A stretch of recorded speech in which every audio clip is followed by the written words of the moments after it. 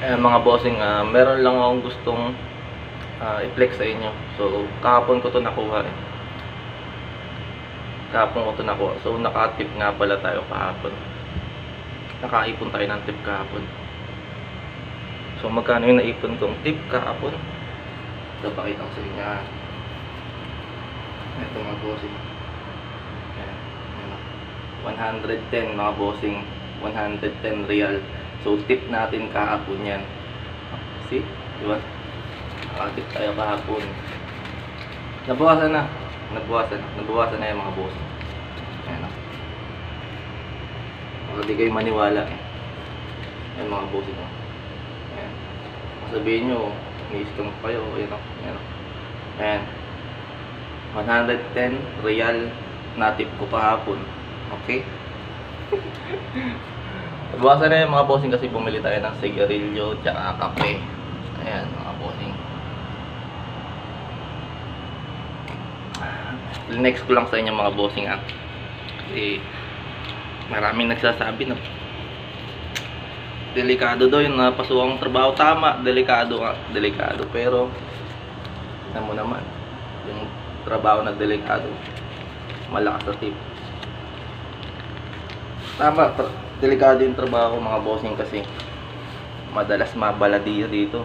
Alam niyo yung baladiya?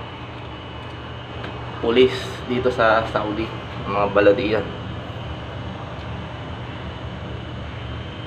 Pero kung kumpleto ka naman sa documents, ID, ba't matatakot sa baladiya? Ako, kumpleto ako sa documents. Meron akong passport, may visa ako, meron akong ikama. May ikama ako bossing pero hindi siya physical. Nasa cellphone ko lang. Yan. So, dito mga bossing, malakas sa tip dito.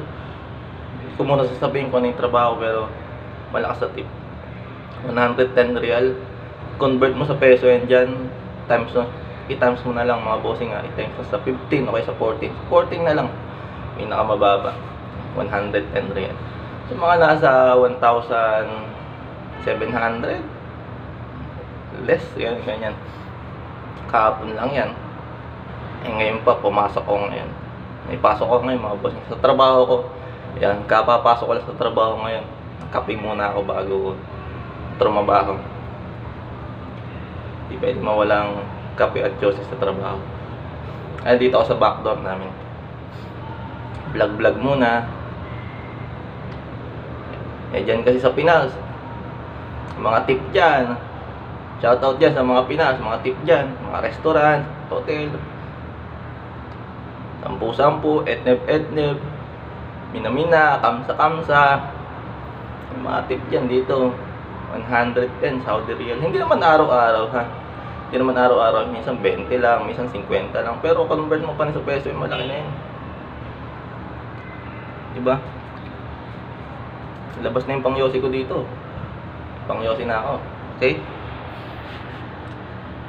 Tsaka sasagutin ko lang din pala yung mga nagko-comment sa comment section natin, sa mga video natin. Sa video natin kasi naka-isang video pa lang tayo.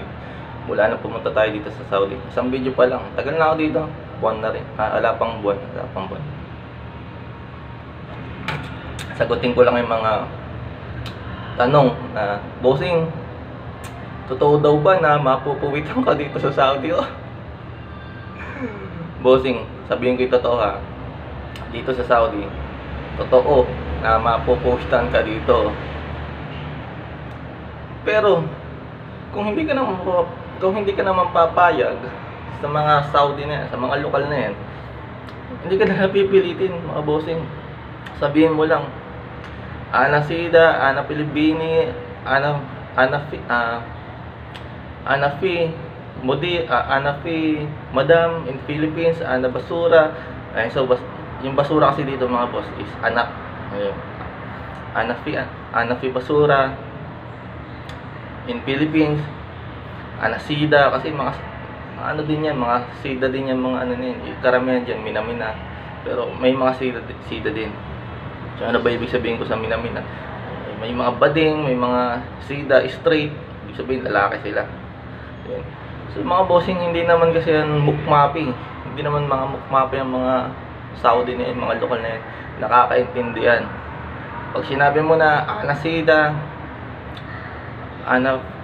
Anafi basura in Philippines, Madam in Philippines, titigilan ka na niyan mga bossing. Unang-una nasa trabaho ka, titigilan ka niyan. Pwede kang kumontak sa mga baladiya dito bossing. Totoo nakakampihan nila yung mga kapwa nila lokal, pero kapag nasa katwiran ka mga bossing, hindi ka nila dito papabayaan. Nasa trabaho ka, may kama ka, goods yan, hindi ka mapapahamak dito, okay? Pero kung ikaw kagaya ka nung nasa Facebook, yung mga napapanood nyo sa Facebook, mga napapahamak, natotorture, napapatay sa desyerto, ha, yung napapatay sa desyerto, totoo yun.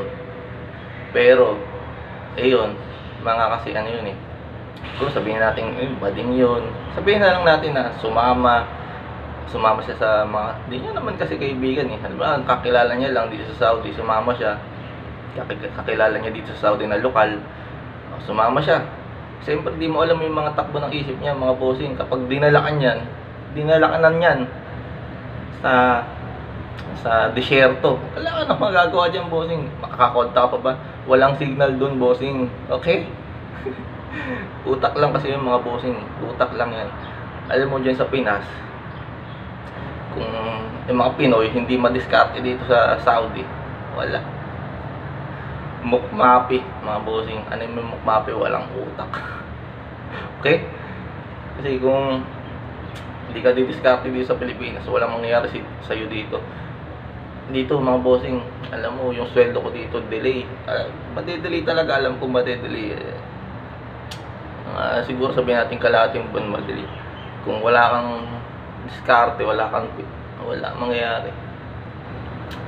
Walang pambili ng pagkain dito, walang pambili ng bisyo, walang pambili ng kape. Okay? Mahirap na kasi pagka hindi ka diskarte. So yung mga bossing, sana nasagot ko yung mga tanong nung mga nagko-comment sa comment section na ayan, kagaya na ito, bigote.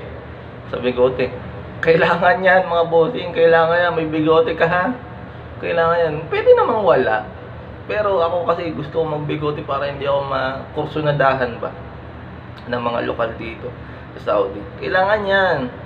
Pag uwi ko ng Pilipinas, tatanggalin ko naman yan. Okay, dali lang i-shave yan. Yan mga bossing. Susunod nga pala, sasabihin ko naman sa inyo kung ano yung mga pinagbabawal dito sa Saudi, ha. Yung mga bawal dito ang gawin, mga bawal dalhin kapag nasa nagdaan ako doon, baka ma-checking ka ng mga baladiya. Kailangan wala kang dalang mga illegal, kasi karamihan dito kahit yung simpleng pang shave lang, illegal yan bossing. Pag nakitaan ka nyan, nasa bag mo nakalagay, naka-checking ka, sigurado baladiya ka, yari ka, delikado ka dyan mga bossing. Magkakaroon ka ng bracelet, magkadikit na bracelet, ano mo yun, posas, magkakaroon ka ng posas, bracelet, okay? Yan, kailangan alam mo yung mga pinagbabawal dito sa Saudi, yung mga bawal dalhin na kailangan nasa bahay lang. Kasi sasabihin ko sa susunod na vlog ko yan. Sana mga bossing nasagot ko yung mga tanong nyo, ha. Yung mga nagko-comment dyan sa comment section, sana nasagot ko yung tanong nyo. Yung magpapapuwit, huwag kang mapapuwitan, mag-iingat ka dyan bossing, baka mapuwitan ka. Oo, nag-iingat ako dito mga bossing. Alam ko ang diskarte, alam ko ang kalakaran dito sa Saudi. Bago lang ako dito mga bossing, pero ang dami kong naririnig ng mga tungkol dyan.